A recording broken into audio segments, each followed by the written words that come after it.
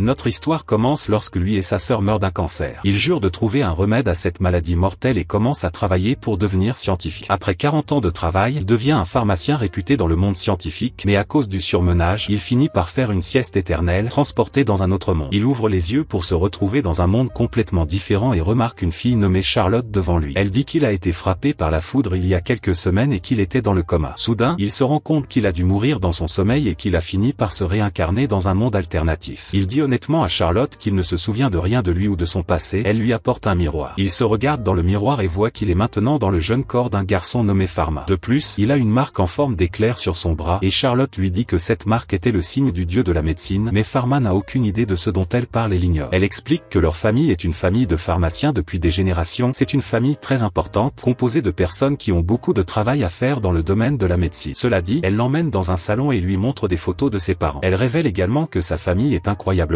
douée en magie et peut même créer des dictatures avec ce pouvoir. Cela excite Pharma car il a toujours voulu être un dictateur. Il demande s'il peut aussi utiliser la magie et cela la choque profondément et elle demande s'il ne se souvient de rien à propos de sa magie et il secoue la tête pour montrer que non. Elle dit que la principale caractéristique d'un noble est la capacité de faire de la magie. Sans sa magie, les gens le considéreront comme un homme d'origine inférieure. Elle explique qu'il était un consommateur d'eau et qu'il adorait mouiller les vêtements des filles, étant un grand professionnel dans ce domaine. Il y a un garçon qui vous encourage à vous souvenir de votre magie en promettant même une photo de votre pied. Cela le motive. Il retourne dans sa chambre et s'assoit sur le lit, réfléchissant à la façon dont il pourrait commencer à pratiquer. Ce passionné de science réfléchit à la composition chimique de l'eau et après avoir réfléchi à la structure moléculaire complète de l'eau, il sent soudain quelque chose bouger et de l'eau commence à se former dans ses mains. Il court rapidement vers la fenêtre et comme un garçon se découvre, il verse tout son liquide par la fenêtre, laissant Charlotte qui était dans le jardin complètement heureuse. Vous voyez, le garçon essaie si fort d'avoir une photo de ses pieds. Après avoir accompli cet exploit, le passionné de science réfléchit à la composition d'autres éléments à partir de molécules. D'après ce qu'il a compris, s'il connaît la structure moléculaire de l'eau, il peut certainement la créer. Cependant, Charlotte s'approche de lui et comme elle croit qu'il a perdu toutes ses connaissances, elle l'emmène dans une bibliothèque où il peut essayer de se souvenir de tout. La bibliothèque était immense, avec une vaste collection de livres et elle lui dit qu'il lui avait donné tous ces livres et qu'il se souvenait très bien d'eux, mot pour mot. Il prend un livre et même s'il ne l'a jamais vu auparavant, il se rend compte que tout ce qu'il contient est déjà dans son esprit car certains souvenirs du garçon sont encore avec lui. Après cet après-midi, il va dîner avec sa famille et se rend compte que tout le monde s'inquiète pour sa santé. C'est à cette table que Pharma rencontre son père, un homme à l'air sérieux, heureux de voir que son fils va mieux. Sorti de nulle part, l'homme commence à poser des questions médicales pour vérifier que l'esprit de Pharma n'a pas été affecté. La mère du garçon essaie de dire à l'homme de donner une pause à son fils car il vient d'être frappé par la foudre. Cependant, Pharma répond correctement à toutes les questions, ce qui a satisfait son père. Cependant, son père exige qu'il retourne à ses cours de magie, ce que Pharma accepte. Dans les jours suivants, il descend et rencontre son nouveau modèle de photo de pied, c'est-à-dire son enseignante, qui s'appelle Hélène. Elle semble se méfier beaucoup de lui et prétend qu'il ne ressemble pas au petit garçon qu'elle a connu. Elle est consciente que sa mémoire est devenue floue et lui dit qu'elle est la meilleure élève de son père et désormais sa tutrice. Ensuite, elle lui demande s'il se souvient de la magie, ce à quoi il répond non. Elle lui dit qu'ils vont avoir un cours de révision aujourd'hui et lui explique les choses classiques sur ce que sont certains éléments, notamment le feu, l'eau, l'air et la terre. Évidemment, il peut éliminer des gens avec, et le fait que la magie puisse tuer des gens le motive. Aujourd'hui, en tant que médecin, il a donné la vie aux gens et tout le monde disait que c'était grâce à Dieu, pas grâce à lui. Maintenant, ce serait vraiment cool de prendre la vie de tout le monde. Suite à la formation, Hélène l'emmène dans une banque et lui demande s'il a apporté sa baguette. Il demande si elle parle du 9 mm sous son pantalon, mais la femme révèle qu'elle n'aime que le haut calibre, alors elle parle de sa baguette magique. C'est à ce moment-là que Pharma se souvient d'une énorme baguette sur le mur de sa chambre, mais il pensait que cette merde n'était qu'une décoration. Bouleversée par la bêtise de son élève, Hélène lui procure une baguette, très grosse d'ailleurs. Elle lui remet son énorme baguette entre les mains et lui dit de l'utiliser pour produire de l'eau grâce à sa magie. Il a l'air confus et lui dit qu'il ne se souvient pas comment faire. Elle lui prend la baguette des mains et se dirige vers le banc, lui disant de regarder attentivement car elle est sur le point de lui démontrer cela au moins une fois pour l'aider. Elle va simplement de l'avant et crée une fontaine avec son bâton, ce qui l'impressionne. Elle s'approche de lui et lui tend le bâton, lui demandant d'imiter la même magie sans même lui expliquer comment cela fonctionne, ni lui dire quoi faire. Grand pédagogue en tout cas, Pharma s'approche de la berge et finit par produire une grande fontaine, assez grande pour réaliser mon jada que j'ai réalisé hier soir. La femme est choquée par la taille du jet et se rend à Pharma pour vérifier s'il va bien. Elle explique que chaque personne dispose d'une certaine quantité de mana qu'elle peut utiliser et que quiconque dépasse la limite meurt. Inquiète, elle sort un bâton plus petit de son sac et lui dit de l'attraper comme s'il s'agissait de son jouet. Le garçon saisit un bâton avec force, comme s'il avait beaucoup d'expérience dans ce domaine. Cependant, ce jouet était uniquement destiné à mesurer son mana et le résultat de la mesure du mana l'a laissé choquer. Elle dit que cela n'est jamais arrivé dans leur monde auparavant et relève sa manche. À ce moment-là, elle voit le tatouage que Dieu a fini par lui faire sur le bras et est à nouveau surprise de voir cette marque briller. Pharma l'ignore, mais elle dit que ce n'est pas une marque aléatoire. C'est le signe que le dieu de la médecine donne aux garçons qui le représentent, et dans ce monde ces gens n'ont même jamais existé. Elle dit qu'il ne devrait jamais prendre un maître devant qui que ce soit, pas même son propre père, et ils finissent par arrêter les cours là-bas. Sur le chemin du retour, ils finissent par s'asseoir sur un banc et pendant qu'ils discutaient, Pharma se rend compte qu'il est capable de voir si quelqu'un a un problème magique s'il se concentre bien sur son œil. Il remarque que le doigt d'Hélène devient bleu lorsqu'il se concentre et voit la maladie, et elle révèle qu'il a raison car elle a fini par se faire mal ce matin. Mais cela finit par vous effrayer encore plus. Bella recule en titubant, disant que la stabilité vient du dieu de la médecine, et parce qu'elle pense que Pharma est possédée par un dieu, elle lui dit de ne pas la tuer avant de s'enfuir pour utiliser des bustes. Le lendemain, il se réveille et son père l'appelle pour lui dire qu'Hélène a une forte fièvre et déclare qu'elle ne peut plus être sa tutrice. Ce qui est très étrange. Il lui donne également un tas de médicaments, ainsi qu'un bref message lui disant de le lui donner et de parler un peu aussi. Ils se rend au manoir d'Hélène, qui est également incroyablement grand, et attend dans une pièce en se rappelant à quel point elle avait peur hier. Soudain, la porte principale du courtier s'ouvre et Hélène a l'air terrifiée, et Sal porte une armure complète à la manière de Dark Souls. Elle lui demande de ne pas la tuer et se tient dans l'embrasure de la porte pendant qu'il essaie de la calmer et montre même qu'il n'a même pas de baguette pour la laisser partir un peu plus librement. Elle enlève son masque mais reste prudente et demande pourquoi il est ici, car il explique que son père l'a envoyé pour lui livrer des médicaments. Il lui tend l'un des médicaments qu'il a créé grâce à ses connaissances scientifiques modernes, ainsi qu'une pommade à appliquer qui la concerne également. Cependant, il lui assure qu'il n'a pas l'intention de lui faire du mal et qu'il veut toujours qu'elle soit sa tutrice. Elle dit qu'il n'a même pas besoin d'apprendre car il est la réincarnation du dieu de la médecine lui-même, mais il insiste sur le fait qu'elle est grande et a un gros cul, qu'elle doit être son professeur. À la fin, la femme s'incline et dit que si c'est ce que veut le dieu de la médecine, elle suivra ses ordres. Pharma admet honnêtement qu'il n'a aucune idée de la magie dans ce monde et qu'il ne se considère pas comme un dieu. Il lui demande de l'aide car toute la bibliothèque ne contient que des objets médicinaux. Il lui dit qu'il veut apprendre à le faire, exploiter et contrôler ses nouvelles capacités magiques qu'elle finit par accepter de lui enseigner. Avant de partir, il lui tend un bouquet de fleurs et lui dit que si elle ne devient pas sa tutrice, il reprendra les fleurs. Le lendemain, alors qu'il se promène dans le jardin, il est approché par une Hélium qui est à nouveau vêtue d'une armure, mais maintenant elle semble plus détendue et lui dit que sa magie est très forte et qu'elle doit prendre des précautions jusqu'à ce qu'elle est sûre qu'il peut le gérer en toute sécurité. Elle le remercie pour les médicaments et mentionne que même les médicaments de son père n'ont jamais fonctionné aussi rapidement. Le médicament de Pharma, selon elle, cela ressemble plus à une sorte de miracle. Elle dit aussi qu'elle a décidé de lui donner des cours particuliers et explique qu'ils se rendront dans un Elia abandonné car si quelque chose ne va pas, personne ne sera anéanti par la magie d'un dieu et cela laisse la pharmacie sad. Lorsqu'il est devenu pharmacien, il voulait faire cela, prendre la vie des gens, mais malheureusement cela n'arrivera pas. Sur l'île, ils passent tout leur temps à s'entraîner, Pharma apprenant de nouveaux sorts magiques et mélangeant différents éléments. Elle lui dit qu'il apprend à un rythme étonnamment rapide et qu'il devrait bientôt maîtriser ses sorts. Après les louanges, il retourne sur le continent, dans sa maison, où la Pharma s'assoit dans ses escaliers et surveille ses domestiques, et comme plusieurs d'entre eux ont de sinistres maladies qui seront soignées, ces personnes risquent de mourir très tôt. Tout comme mon grand-père, victime d'une overdose, le pauvre grand-père Antonio, il continue d'utiliser son œil magique, notant toutes les maladies de ses serviteurs, et finalement, après avoir regardé chaque serviteur, il regarde Charlotte et découvre qu'elle a aussi des problèmes. Oui, elle développe une sorte de croûte sur la main car sa peau est sèche. Après avoir vu cela, il traverse sa chambre et crée des médicaments pour les mains de Charlotte en utilisant ses connaissances modernes en sciences médicales. Il crée une gamme de complexes modernes que de simples pauvres faillis comme moi ne pourraient pas se permettre. Quand Charlotte est une femme, Pharma lui donne gratuitement le meilleur médicament pour les mains au monde car il ne veut pas être caressé par une main dure. Elle est très heureuse et demande si elle peut partager cela avec les autres servantes de sa mère et il lui dit de le distribuer uniquement aux femmes car si les hommes ont les mains douces, ils peuvent commencer leur transition vers le meilleur sexe possible. Existe qui est celle d'une femme avec une épée. Blague à part et sérieux, après avoir aidé Charlotte, il commence à utiliser ses serviteurs comme cobayes, guérissant les uns après les autres. Les pauvres domestiques sont contents, voyant que Pharma le traitait comme un singe de laboratoire. Voyant tout le monde heureux, Charlotte explique qu'aucun d'entre eux n'a jamais reçu de médicaments d'un noble auparavant car il existe un énorme fossé entre nobles et paysans. Souvent, les nobles ne traitent pas les paysans et même s'ils le faisaient, les honoraires seraient très élevés. Voir ce rapport rend Pharma triste, il promet de créer des médicaments plus accessibles pour profiter même des pauvres car c'est ainsi que fonctionne le capitalisme. Le lendemain, son père l'appelle le matin et il se rend à la salle à manger et trouve ses parents sombres. Ils expliquent que leur sœur Blandie a contracté la varicelle et que personne ne peut entrer dans sa chambre pendant 3 semaines. Certains serviteurs font exception car si un serviteur attrape la varicelle, tuez-le simplement et échangez un poulet contre un nouveau serviteur. Après avoir compris la situation, il retourne dans sa chambre. Pharma commence à réfléchir à la composition chimique des médicaments qu'il doit fabriquer pour soigner la varicelle. C'est à ce moment-là que mon esprit a explosé parce que quand j'ai eu cette même merde, même personne ne m'a donné de médicaments. Mais Pharma sait comment guérir cela et même si créer un tel remède est complexe, il n'a pas l'intention d'abandonner. Après d'innombrables tentatives, il réussit. Pharma se faufile dans la chambre de sa sœur pour prendre des médicaments. Le lendemain, il se rend dans la chambre de sa sœur et voit son père impressionné par son rétablissement rapide. La nuit, il travaille au développement d'un simple microscope. Son père l'appelle et lui dit qu'il a été appelé dans la capitale royale pour une visite. Il semble très inquiet et se met à tousser en essayant de le cacher. Pharma soupçonne que son père souffre également d'un problème pulmonaire mais espère que son père possède suffisamment de connaissances médicales pour se soigner. Son père lui dit qu'il ne peut pas révéler les détails de sa convocation mais il souhaite que son fils soit là avec lui comme assistant afin qu'il puisse apprendre à gérer les problèmes du monde pharmaceutique. Ils montent tous les deux en calèche et au bout d'un moment ils arrivent à la capitale royale qui semble pleine de monde. Ils entrent directement dans le palais où ils rencontrent un type aux cheveux longs qui les salue tous les deux et les emmène dans une immense salle pleine de gens à l'air inquiets. Son père demande quel est l'état actuel de la reine, ce à quoi Ponytail répond négativement. La reine va mal et aucun médicament ne peut l'aider. Bon sang, il s'approche du lit de la reine et quand la reine arrive, on voit qu'elle a le pied dans la tombe. Son père se rend chez la reine et commence à mesurer son pouls avant de demander au pharmacien de lui apporter son sac à main. Il prélève un échantillon de sang et effectue des examens médicaux. Après cela, il se dirige vers la fenêtre où il commence à regarder l'horoscope. Tout cela pour décider si la reine vivra ou mourra. Pharma trouve tout cela digne d'un monde fantastique et continue. Il vérifie les étoiles et secoue la tête quand il réalise que les étoiles ne s'alignent pas et ils parlent entre eux, disant qu'il n'y a aucun moyen de sauver la reine. Parce que les étoiles ne mentent jamais. Son père se rend à nouveau chez la reine et demande du chlore au bateau car ce médicament est utilisé pour nettoyer les piscines. Peut-être qu'elle sera débarrassée de toute mauvaise chose. Cependant, Pharma se rend compte qu'ils effectuent uniquement un traitement palliatif qui dans ce cas est le traitement qui permet uniquement à la personne de s'en aller sans ressentir cette douleur. La reine lui demande sans détour si elle survivra et il répond que le chlore est très fort, il faut qu'il travaille pour nettoyer l'intérieur. Sorti de nulle part, Pharma entend certaines personnes commenter le type de vêtements qu'elle devrait porter aux funérailles de la reine. À ce moment, le pharmacien voit une opportunité, s'il guérit la reine, il gagnera l'amour d'une vieille femme riche et il pourra gagner un iPhone. Il évalue son corps et découvre un problème avec ses poumons. Suite à l'évaluation, il découvre que la reine souffre d'AIDS et à ce moment cette maladie est incurable. Cependant le pharmacien a les connaissances nécessaires pour traiter cela. Alors soudain la porte s'ouvre et une petite merde entre dans la chambre en pleurant et va vers la reine pour lui dire de ne pas mourir comme si la reine mourait exprès. Putain de verre. Pharma décide d'agir, il s'avance en s'inclinant devant elle et demande la permission de traiter sa maladie comme son nouveau médicament développé uniquement par lui et personne d'autre. Tous les médecins présents sont bouleversés et pensent déjà à crucifier le Pharma mais son père agit le premier, le réprimandant et disant que le garçon ne sait pas ce qu'il dit mais la reine arrête le père du garçon et appelle lui de pétard. Elle dit que le garçon était Sigma pour avoir agi, elle va prendre ses médicaments même si c'est de la merde friable. Évidemment la reine était déjà riche en chlore mais personne n'a pu aller contre sa volonté. La ferme s'enfuit et ferme lui-même dans une pièce où il bloque le chemin avec sa magie de glace pour que personne ne le voit préparer de la nourriture à partir de rien pour guérir la reine. Cependant, son père commence à frapper à la porte en disant qu'il ne peut pas donner de la merde en poudre à la reine et qu'il ne devrait même pas lui donner son liquide blanc. Elle a une reine, il ne peut pas faire ce genre de choses. Mais le garçon l'ignore et se concentre sur la création du composé nécessaire. Il dit au pharmacien que sa maladie est incurable et qu'il ne fera que créer davantage de problèmes et de souffrances pour la reine. Cependant, Pharma se retourne et commence à synthétiser son médicament mais son père a été offensé que son fils pense qu'il était supérieur et agissant comme un vrai père, il a levé sa baguette pour la fermer sur son propre fils. Pharma s'est retourné et dit à son père de baisser sa balle car il est bêta mais l'homme tient sa baguette droite, refusant de souffler. Cependant Pharma montre que son lien est élevé, élevant une barrière que même son père ne peut briser où le père du garçon est choqué car même quelqu'un du rang de maître ne peut pas utiliser la magie sans une baguette dressée ou sans utiliser un foutu 50 incantations infimes. C'est à ce moment-là que le père du pharmacien demande qui il est et le japonais s'incarne dans le corps du fils de l'homme aimant en disant qu'il n'est que son petit-fils. Mais l'homme demande où il a acquis de telles connaissances. Le pharmacien dit que normalement il ne rêve que de femmes animées, en particulier de succubes, mais un jour il rêva de la guérison de la reine. Le père du garçon en arrive à la conclusion que son fils a reçu la révélation du dieu de la pharmacie lui-même, il ne peut rien faire. Cela dit, il a finalement remplacé sa baguette. Le Pharma a également fait preuve d'un certain respect et a évaporé tout le mur de glace, choquant une fois de plus son père car il pensait que le seul élément que le Pharma pouvait utiliser était l'eau. Il commence à synthétiser le médicament. Encore une fois, et une fois terminé, il l'apporte à la reine et cette fois il porte un masque car il saura de quel type de MST cette reine peut avoir. Il se dirige vers la reine et lui dit qu'il a terminé le traitement et que la maladie qui l'a fait beaucoup souffrir est connue sous le nom d'AIDS et que le traitement sera à long terme car elle devra prendre des médicaments tous les jours pendant au moins la moitié. Un an avant de lui donner le médicament, il vient lui montrer les bactéries sous son microscope à haute résolution et lui explique tout le concept des bactéries et autres agents pathogènes. Il boit une des coupes pour montrer qu'il n'essaie pas de l'empoisonner et la reine boit la même coupe de serment. Tous les nobles se rassemblent pour jeter un coup d'œil au microscope et sont étonnés des choses qu'ils voient et ils demandaient de quel genre de magie il s'agit et la Pharma propose de tout leur révéler. Après tout cela, il retourne à son manoir avec son père. Maintenant 3 mois se sont écoulés depuis que notre héros a sauvé la reine de ce royaume. Tous deux se sont concentrés sur leurs recherches et son père lui dit que récemment il a été approché par des gens d'un faculté de médecine qui voulaient qu'il révèle comment le pharmacien avait découvert ces nouveaux médicaments. Mais la crainte de Pharma est que ses connaissances soient utilisées pour créer des hallucinogènes pour le plaisir et faire la queue pour de meilleures performances au lit et personne d'autre que lui n'a le droit de créer ces choses incroyables mais son père dit qu'il n'en a pas besoin. S'inquiéter car il envisage de monopoliser le marché des médicaments en étant un seul producteur. Cependant, après avoir avoir réfléchi un peu à créer un monde meilleur, le pharmacien décide de partager ses connaissances. Tout cela pour que des maladies comme celle de la reine puissent être facilement guéries, mais le plus gros problème est que Pharma utilise son mode créatif pour créer ses médicaments. Les gens de ce monde doivent apprendre à collecter les éléments nécessaires pour fabriquer un médicament. Comme Creative Mode n'est actuellement disponible que pour lui, son père devient sérieux et dit que beaucoup de gens le surveillent, parmi lesquels toute l'industrie pharmaceutique et les partisans de la reine. C'est pourquoi Pharma doit être prudent lorsqu'il révèle ses connaissances. Le père du chat pense que quelqu'un a facilité l'apparition d'une maladie dans le palais royal, où cela signifie qu'un ennemi de la reine est maintenant aussi un ennemi de Pharma, mais Pharma dit que la personne, celui qui transmet la maladie à la reine, ne doit même pas savoir qu'il est malade. Cela surprend son père, qui lui demande comment il a appris autant de choses sur une MST aussi puissante que celle-ci, et Pharma ment, révélant que Dieu a révélé beaucoup de choses dans ses rêves à des personnes de plus de 18 ans, ce qui rend son père jaloux. Après la conversation, Pharma visite à nouveau le palais, et alors qu'il attend devant les appartements de la reine, il est approché par un jeune homme qui est un employé de la reine. L'article sur la fausse couche demande à Pharma s'il y a quelque chose qu'il aimerait de la reine, ce à quoi Pharma répond presque en disant qu'il veut un iPhone 16, mais il a un monde fantastique, il ne sait pas quoi demander. C'est à cela qu'au moment où l'humain révèle l'évidence, disant qu'il a sauvé la vie de la reine, il gagnera bientôt une récompense. Pharma n'a encore pensé à rien, mais il a toujours un grand objectif dans ce monde, qui est d'ouvrir une pharmacie et de vendre des médicaments aux riches et aux pauvres. La porte s'ouvre et il entre dans la pièce pour contrôler régulièrement la reine. Il note ses symptômes actuels et modifie la posologie de ses médicaments à mesure qu'elle récupère. Maintenant, ce qui compte le plus, c'est que la femme se rétablisse parfaitement. La reine rit et dit qu'elle a hâte de tenter à nouveau sa chance, mais la ferme se met en colère et lui dit qu'elle doit s'abstenir pendant au moins quelques mois ou la maladie, où il pourrait finir par vaincre ses médicaments. La reine semble surprise par cette information, mais promet qu'elle essaiera de contrôler son feu autant que possible. La reine commence à lui dire que depuis qu'elle a contracté sa maladie, son statut social a énormément chuté et personne ne la respecte plus. Pharma dit que c'est ce que l'on a en étant infecté par une MST, mais la console ensuite en disant que ce n'est pas le cas. Peu importe, quoi que dise quelqu'un, son fils aura toujours besoin d'elle, qui la respectera toujours. La reine était heureuse et pour que le Pharma puisse repartir heureux aussi, avec le sentiment d'avoir rempli son devoir, le lendemain lui et son père furent appelés à la cour royale, et arrivant à l'endroit ils le virent plein de nobles. Dans la place la plus prestigieuse se trouvait la reine, assise sur son trône, et parce que Pharma l'aidait, comme elle était en état de traitement palliatif, elle appela Pharma pour qu'il vienne à elle, ce qui parut laisser l'enfant très surpris. Il se dirigea timidement vers elle et reine, et elle place son bâton sur ses épaules, et le félicite pour son excellent service et pour lui avoir sauvé la vie, avant de lui donner un insigne et de faire de lui un pharmacien royal, tout comme son père. Elle dit que c'est lui qui lui donne son autorisation personnelle pour ouvrir une pharmacie dans la vraie ville, il lui suffit de choisir le lieu et de l'ouvrir quand il le souhaite. Elle lui propose même un vrai terrain pour la création de sa pharmacie. Le lendemain, un groupe de personnes arrive chez lui pour lui demander audience, et quand il les rencontre, il lui explique qu'ils sont des compagnons royaux, bâtisseurs et maçons de la reine, qui ont été personnellement nommés pour que sa pharmacie soit construite plus rapidement et avait l'air plus belle. Pharma demande un peu de temps pour tout décider, mais les ouvriers expliquent qu'ils ne peuvent pas permettre que, s'ils rentrent chez eux sans quelque chose de prévu, la reine puisse leur couper la tête avant qu'ils puissent dire quoi que ce soit. Hélène entre dans la pièce avec son juteux personnalité et raconte que son père lui a ordonné de l'aider dans la création de la pharmacie. Pharma répond en disant qu'il veut faire le tour et regarder dans d'autres pharmacies pour se faire une idée, c'est très nécessaire, mais les employés lui disent immédiatement qu'ils ne peuvent pas laisser cela se produire car la reine veillera littéralement à ce que toute sa famille ne voit plus jamais la lumière du soleil. Après avoir réfléchi un peu, le pharmacien décide enfin ce qu'il veut et prend un crayon et un morceau de papier avant de commencer à dessiner un incroyable dessin de la pharmacie de ses rêves. Il passe à autre chose, son idée. Un peu plus tard, nous constatons que la construction avance très bien et maintenant l'entrepreneur demande s'il aimerait bientôt nommer sa pharmacie. Il y réfléchit un moment avant de trouver le nom parallèle World Pharmacy. Il s'approche de Hélène et il demande si le nom serait trop accrocheur car il veut avoir une pharmacie très calme et ne veut pas non plus subir de tensions indésirables. Ce ne sont même pas des gens et ils veulent des médicaments, mais elle est toute arrogante, disant que le fils d'un noble aristocrate ouvre un magasin médical et que le fait qu'il soit un enfant va évidemment attirer l'attention de tout le monde, alors il va évidemment pour subir des pressions qu'il le veuille ou non. Avant qu'elle puisse en dire plus, ce gros misérable se dirige vers la porte de la pharmacie en construction, prétendant qu'il croyait que le fait qu'un enfant construirait une pharmacie était un mensonge. Il regarde la ferme et lui dit d'amener le propriétaire du magasin, et la ferme lui dit qu'en plus d'être le propriétaire de ce magasin, le propriétaire du dos de la mère du gros homme. Le gros homme entre dans le jeu et demande si le petit garçon veut vendre des sucettes ou des bonbons, car visiblement il n'est pas assez grand pour faire autre chose que ça. Pharma répond en disant qu'il ne vend sa sucette qu'à la mère du gros homme, mais qu'à d'autres personnes. Il vendra de vrais médicaments pharmaceutiques et certaines drogues illégales. Après avoir dit qu'il demande au gros homme s'il doit s'inscrire dans sa guilde pourrie pour pouvoir exploiter son magasin, mais le cochon répond en disant que sa guilde n'accepte l'enregistrement d'aucun homme. Cependant, si le petit garçon suppliait à quatre pattes, peut-être qu'il entendrait sa demande. Le pharmacien pense à utiliser son pouvoir pour effacer l'homme de l'existence, mais il rejette simplement son offre et dit que seul il vendra les médicaments les plus délicieux dans le monde à un prix abordable, étant notre véritable maire. Gordo dit que c'est impossible car les médicaments sont chers et seuls les nobles nobles peuvent les acheter. C'est à ce moment qu'il entre en scène, disant à la grosse de fuir avant qu'elle ne le transforme en cochon rôti, ce qui finit par se produire. Le truc, l'homme recule, comme tout gros homme comme moi. Le gars a aussi peur des femmes. Pharma entre dans son magasin et fait quelques inspections finales des outils dont il dispose, et il dit à Eren qu'ils ont besoin de quelqu'un pour faire le calcul et gérer l'argent. Charlotte lui dit de la considérer car elle sait lire, écrire et aime faire des mathématiques. Pharma, cependant, ne veut pas lui donner de chance car il est totalement sexiste et lui dit qu'il la fera sa fille de course parce qu'évidemment, en grandissant, elle ne sera plus capable de gérer des choses comme l'argent parce que pour lui les femmes ne sont bonnes qu'à être heureuses en dépensant de l'argent. La pauvre Charlotte accepte rapidement et s'en va. Il se tourne à nouveau vers Eren et lui dit qu'ils devront trouver quelqu'un de plus digne de confiance, qui puisse parfaitement gérer leur compte, quelqu'un qui n'est pas une femme. Cette nuit-là, il retourne au manoir et trouve tous les domestiques, sa sœur et Charlotte dans le couloir. Tout le monde verse des larmes, ce qui le perturbe. Il entre et demande quel est le problème, ce à quoi un nommé Cédric répond en les remerciant pour leur générosité et en expliquant qu'il prend sa retraite comme comptable à sa famille et la partie aujourd'hui il vivra probablement une vie en paix, travaillant dans une ferme ou quelque chose comme ça, et c'est ce qui a ému tout le monde. Adieu à un grand ami, il explique que depuis quelque temps il se sent assez malade et, prenant cela en considération, le père de la ferme décide de l'admettre. La ferme demande à l'homme s'il aimerait encore travailler et Cédric secoue sa tête, disant qu'il adore gérer ses comptes et que pour rendre le solde encore plus positif qu'il ne l'est déjà, il met généralement son propre argent dans la caisse juste pour faire plaisir à son patron. Après avoir entendu cela, Pharma s'excite, il va chez son père, il demande la permission d'employer Cédric comme comptable pour sa pharmacie et son père dit qu'il n'a admis Cédric que pour que Pharma puisse l'embaucher et dit à l'un de ses serviteurs apporte un coffre géant et il le donne à Pharma en cadeau pour ouvrir sa boutique. Pharma voit le coffre et est choqué de le voir plein de pièces d'or. Il dit à Pharma d'utiliser cet argent avec précaution et d'amener sa pharmacie vers de nouveaux sommets, ce qui n'est pas très difficile quand on a de l'argent et des connaissances illimitées, tout comme notre grand garçon japonais, un mois depuis l'ouverture de sa pharmacie. Étonnamment, notre grand héros a rarement un client et en quelques semaines, ses affaires sont allées de mal en pis, ce qui a commencé à faire perdre confiance au pharmacien en lui-même et a commencé à penser à vendre des drogues illicites. Suivant lui, moi, dit qu'il est normal que cela se produise puisque les gens du commun vont généralement chez des pharmaciens et des médecins d'origine commune et bon marché, tandis que les nobles et les aristocrates font simplement venir un médecin chez eux et les débarrassent de tous les problèmes. Il pousse un grand soupir comme il ne sait pas pourquoi les gens n'essaient pas sa nouvelle pharmacie. Une personne n'a besoin de lui rendre visite qu'une seule fois et elle tomberait amoureuse. Tout est bon, le meilleur et ce n'est pas cher. De nulle part Charlotte entre dans la pièce avec un tas de papiers à la main et déclare qu'elle a parcouru toute la ville et a mené une enquête auprès des gens ordinaires sur leur perception de la nouvelle pharmacie et elle a finalement obtenu les résultats. Elle commence par énumérer les problèmes que les gens ont cités comme le premier qui est le putain de sceau impérial sur la porte qui signifie que personne d'autre que la reine n'est autorisé à acheter les produits à l'intérieur. Ce symbole montre que ce magasin habituellement réservé aux les nobles de haut rang et la reine, évidemment personne ne viendra. La seconde est la présence de gardes effrayants debout à côté de la pharmacie. Ils sont importants pour protéger la devanture du magasin, mais ils effraient les gens ordinaires à cause de leur attitude froide. Le problème suivant est qu'ils ne savent pas quoi porter à l'intérieur d'une pharmacie.